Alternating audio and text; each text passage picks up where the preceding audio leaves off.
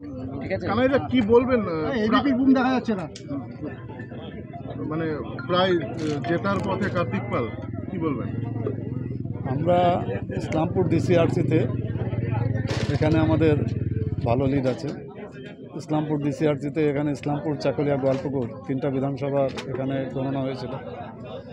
তার মধ্যে ইসলামপুর বিধানসভায় তো আমরা মোটামুটি 30,000 ভোটে লিডই আছি।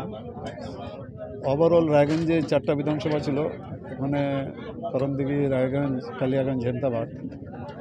তো এখন পর্যন্ত যেটা ওভারফোন আমরা খবর পেয়েছি যে আমরা পিছিয়ে আছি পার্লামেন্টারি কনস্টিটিউয়েন্সিতে। পরে কিছুক্ষণ পরে আবার আরও কিছু ফিগারটা পাওয়া যাবে। আমরাও নিজেও আমাদের বিশ্লেষণ করব সাংগঠনিকভাবে যে এই সিটটা আমরা কেন হারলাম। গতবারও এই সিটটা আমরা 60,000 ভোটে, ঘটনাচক্রে আমি প্রার্থী ছিলাম, 60,000 ভোটে আমরা হেরেছিলাম। এবার এখন পর্যন্ত ফিগারটা আমরা কত ভোটে আমরা পিছিয়ে আছি এখন পর্যন্ত সেই অঙ্কটা আমরা এখনও পাইনি।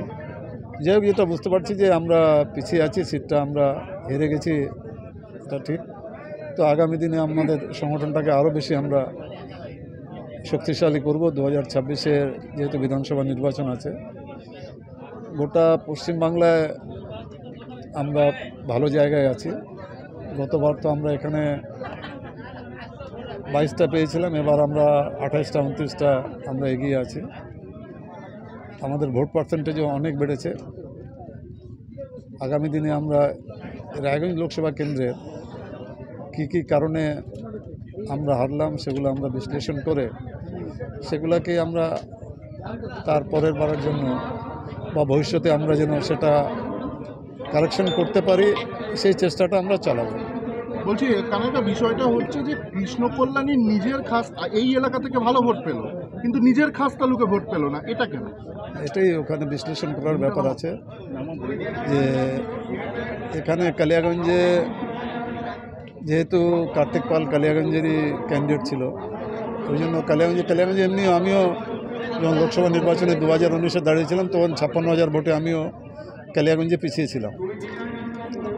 রায়গঞ্জেও সেখানে আমিও 40,000-এর কাছাকাছি ভোটে পিছিয়েছিলাম। তো এটা একটু কারণগুলো আমরা বিশ্লেষণ করব। উনি বিজেপি থেকে তৃণমূলে চলে গেছিল বলে কি এটা অন্যতম কারণ হতে পারে?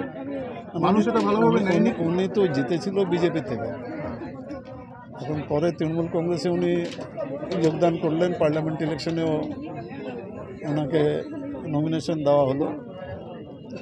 আমরা দল আশা করেছিল যে এই সিটটা আমরা জিততে পারবো, কিন্তু আমরা জিততে পারিনি। আমাদের কাছে একটা ক্যালকুলেশন ছিল যে ভিক্টরের ভোটটা আমরা যদি আটকাতে পারি, বিশেষ করে গোয়ালপুকুর, চাকুলিয়া, করমদিঘি এগুলো কনস্টিটিউয়েন্সিতে এখানেই ভিক্টর বেশি ভোট পেয়েছে, তাহলে কিন্তু আমরা এই সিটটা জিততে পারতাম। ভিক্টরি কি মেন ফ্যাক্টর হলো, কি মনে হয়? ভিক্টরের ভোটটা আমরা আটকাতে পারিনি। ভিক্টরের ভোটটা যদি আমরা আটকাতে পারতাম তাহলে আমরা জিততাম। সেটা মন্ত্রীর এলাকার রেকর্ড সংখ্যক ভোট, যেটা দেখা যাচ্ছে খুব কম ব্যবধানে লিড আমি দিয়েছে। তো আপনাকে 3টা বিধানসভায় বলে দিলাম। ইসলামপুর বিধানসভায় ভোট পায়নি আলী ইমরান, ইসলামপুর বিধানসভায় কংগ্রেস ভোট পায়নি। কংগ্রেস ভোট পেয়েছে গোয়ালপুকুর, চাকুলিয়া, করমদিঘিতে।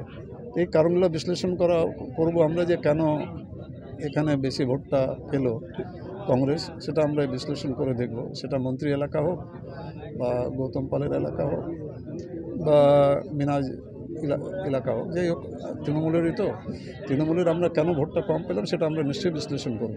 ঠিক আছে।